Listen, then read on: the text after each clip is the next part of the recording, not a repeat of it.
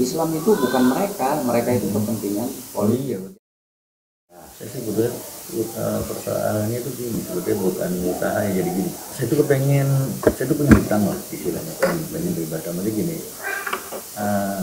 saya tuh kan beli ruko sama teman sekitar 1 tahun 1 tahun lebih yang lalu lah. Nah teman saya ini kan punya usaha grosir gitu, distributor. Cuma beliau tuh udah mau pensiun, jadi di rukonya ini dijual ke saya sama isinya gitu. Karena pas kebetulan juga bergerak di bidang yang sama.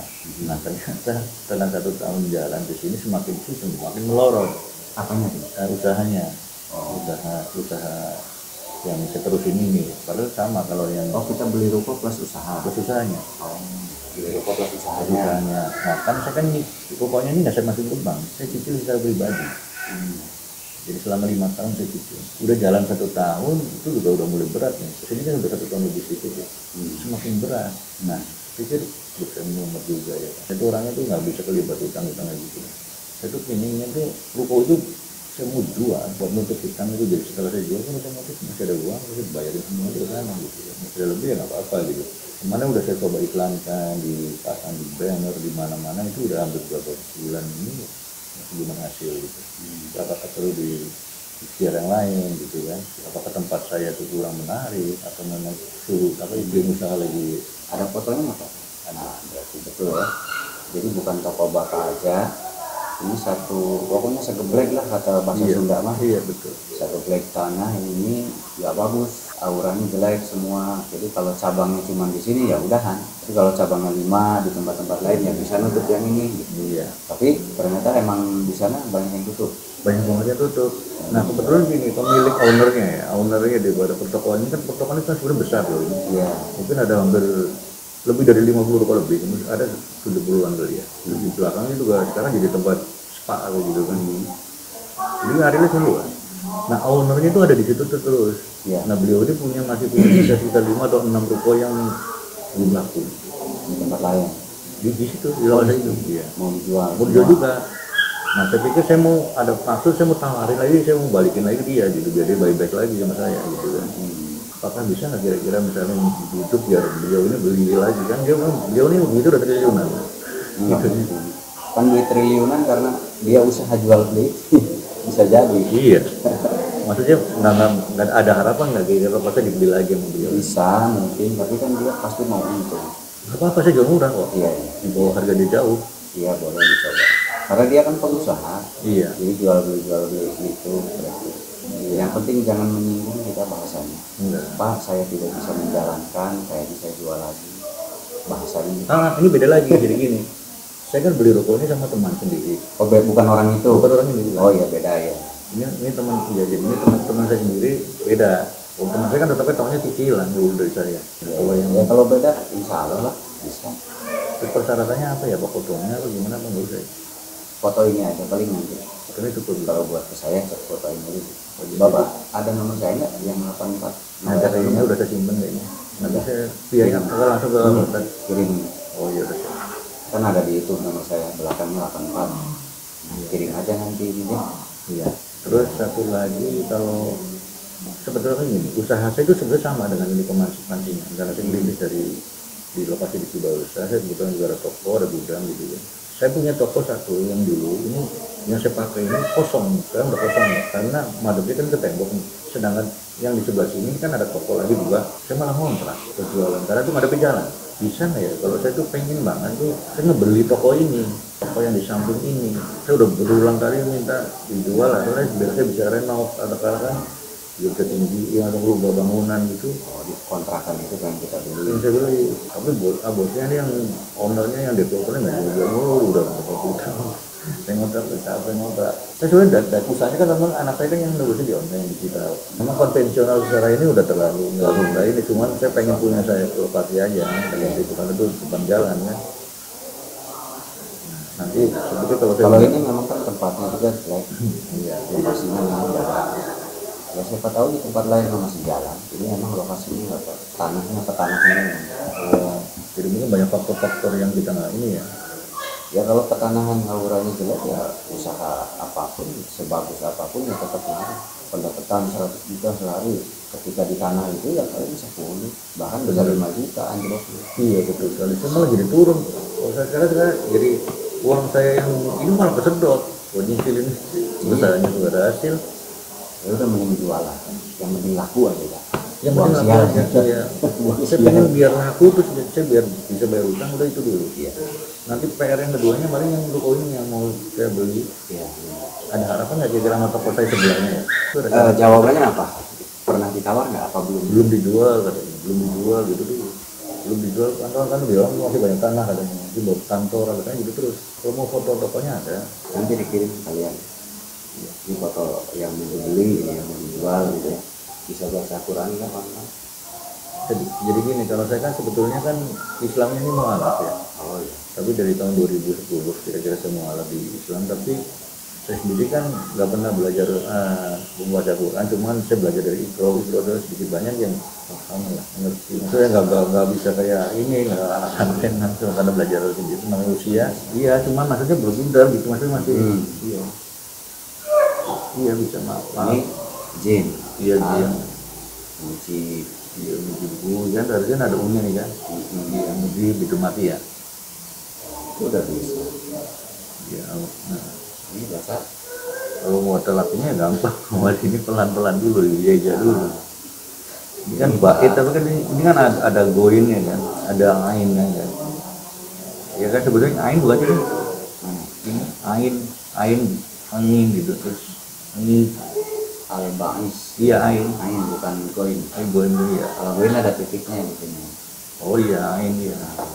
Al-Ba'is itu kalau Asmaul Husna saya kadang suka baca. Baca. Iya. Baca. Berarti saat nikah langsung mualaf. Nah, saat nikah secara itu mualaf tapi tidak pernah ini itu baru 2010 baru mulai belajar sholat gitu. Tapi barangkali bisa nggak di saya barangkali ada yang aura jelek atau apa gitu, tempelan atau barangkali dia itu di kopinya gitu. Iya, ini mau dibuka auranya. Oh, dibuka distabilkan auranya. Saya berapa? Kalau orang Cina memang susah kalau udah beli dia bertahan. Benar-benar kitanya. Orang Cina kan hoki terus yang dicari uang. Ya orang Islam juga kalau yang nyari uang sama aja Pak. Ya enggak. Yang nyari Berimbang ya. Iya sama aja orang Islam tuh. Tapi bukan orang Islam aja. Orang Kristen yang malas ya ada. Orang Buddha yang malas ya ada. Agama apapun yang malas ada. Dan agama apapun ada yang tertarik kaya raya, ada yang tidak tertarik dengan kekayaan. Agama manapun. Ada karakter orang yang ingin hidupnya adem, ayem, damai di hutan. Itu ada Pak di agama apapun. Ada yang pengen usahanya sukses, banyak uang di agama apapun. Jadi orang Islam miskin enggak, agama apapun yang miskin ada. Nah, keinginan manusia. Cuman kebetulan kalau di Islam ajarannya memang lebih banyak besok kita mati nggak bawa harta, memang ajaran agamanya lebih banyaknya itu akhirat ya. Lebih banyaknya ke sana. Tapi butuh uang gitu. Cuman terdoktrin ajaran yang sering diucapkan oleh tokoh-tokoh itu mati nggak bawa uang, yang penting bisa makan. Jadi orangnya nggak cepat kaya. Nggak ada habis. Nah, efek dari ajaran. Tapi kalau yang ajaran Islam tuh ada banyak ya Pak. Kalau yang pakai ilmu, kita harus kaya. Supaya kita bermanfaat, maka dia berambisi. Banyak orang Islam kaya raya. Nah pemikirannya beda. Dengan kekayaan kita bisa membangun agama, memperbuat agama, bisa bantu orang banyak. Itu prinsip begitu. Bisa kaya? Bisa. Orang Islam juga kaya bisa. Nah cuman kalau yang mikirnya di bidang takdir, mati nggak ada yang dibawa, ya juga ya ngapain, yang penting bisa makan. Nah kalau yang pegang ajaran itu ya begitu, adem. Padahal kan ilmu yang penting, betul. Semuanya benar, mau kaya boleh, nggak kaya boleh. Karena itu ilmunya benar semua. Mau megang namanya itu disebutnya ilmu zuhud atau ilmu Iya, ilmu zuhud itu ilmu yang tidak mengutamakan harta duniawi. Itu memang ada di ajaran Islam dan itu benar. Tapi ada juga ilmu kita harus kaya raya banyak uang. Itu juga benar. Tinggal milih mau yang mana makainya. Jadi ada dua macam ilmu. Zuhud zuhud tanpa duniawi, zuhud di dalam duniawi.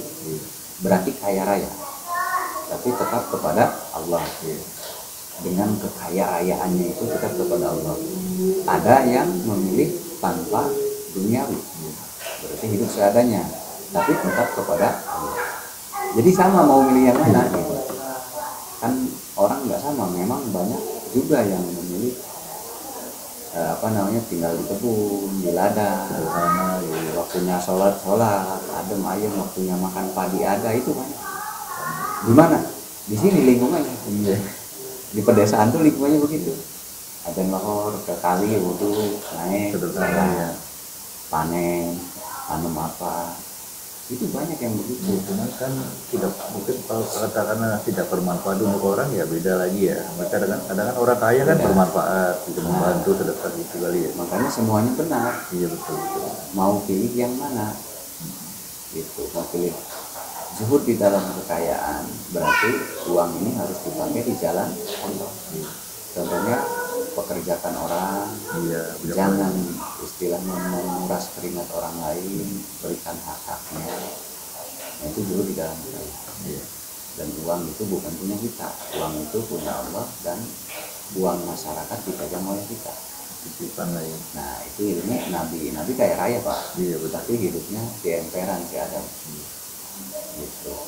Nah, itu ilmu kaya, boleh, tapi lihat nanti kita hidup seadanya, duitnya buat masyarakat.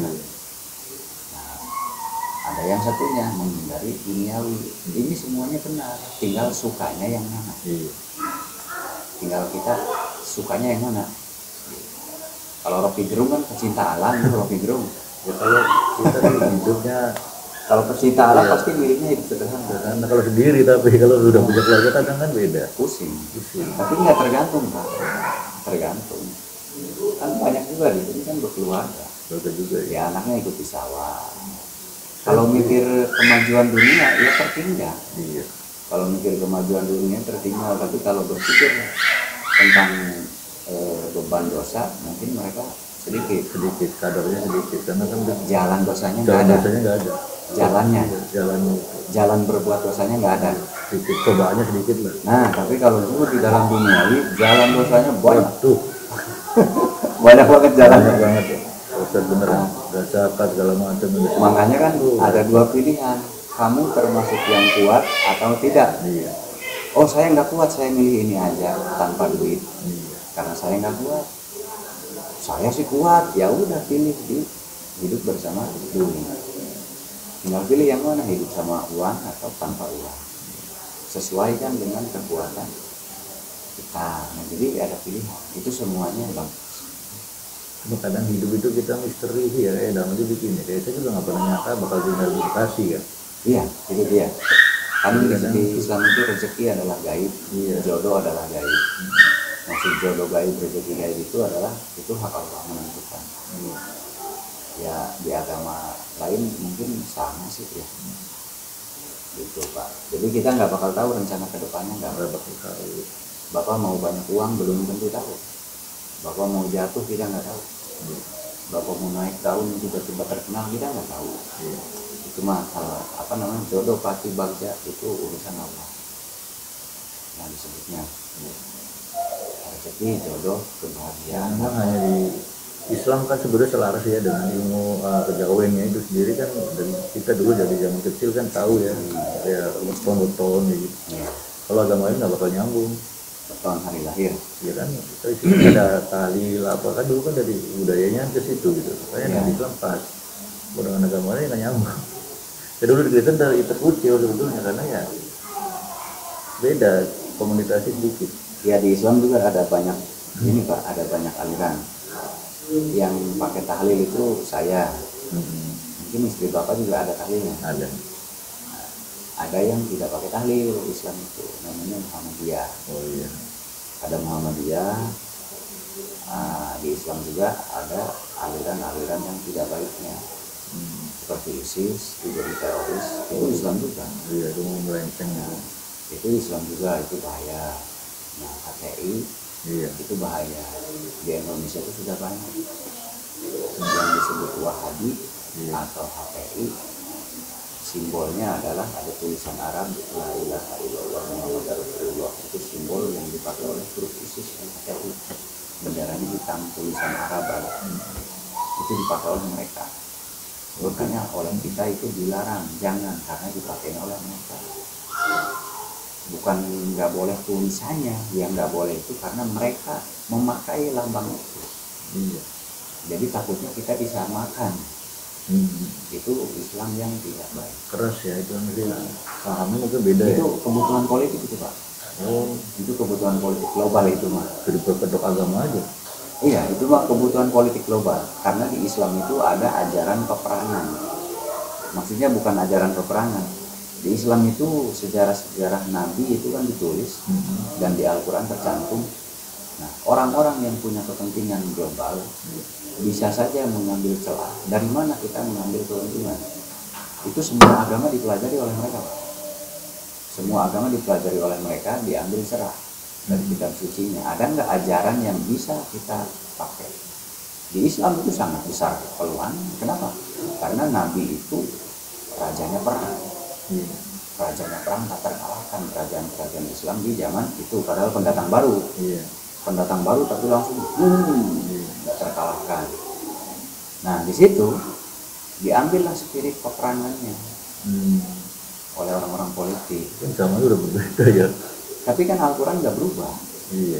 Al-Quran nggak berubah, jadi hadis dalil firman yang ada di dalam Al-Quran itu diambil, yang dibutuhkan oleh orang politik. Spirit perangnya tadi yang diambil. Jadi dimanipulasi. Mereka bikin Quran sendiri, mereka bikin kitab sendiri, ngambil spirit kata-kata yang mengandung spirit untuk berperang. Mereka ambil, mereka rekayasa, dijadikan Quran versi mereka. Artinya tuh mereka tuh Islam atau bukan gitu? Iya bukan, mereka membuat Islam baru versi mereka. Hanya kebutuhan politik ya. Politik, tapi kan ini politiknya global Pak. Bukan duit 100 miliar 200 miliar. Bicaranya udah anggaran triliunan. Kayak Yahudi lagi. Ya nggak tahu, intinya anggaran pasti ratusan triliun. Islam itu bukan mereka itu kepentingan politik. Jadi ngambil kata-kata spirit dari Al-Quran. Karena waktu di zaman itu Nabi memang perang tidak terkalahkan. Wah ini dibutuhkan spirit ini, maka diambillah ada versi mereka, kitab dan yang lain. Jadi orang kalau udah baca itu udah kecuci otak, pengennya perang bahaya ya. Bahaya Pak. Akhirnya jadi mesin tempur. Makanya saya bingung ya, saya dulu kaget di Islam ya, kok jadi banyak banget yang bertentangan. Ternyata bukan Islam ya. FPI itu sama juga kali ya? Sama. Waduh. Itu kan sama agen-agennya. Jadi bingung orang FPI gimana ya mengatasnamakan kan sama HTI kan gini. Bahaya banget ya. Sama HTI gitu. Cuman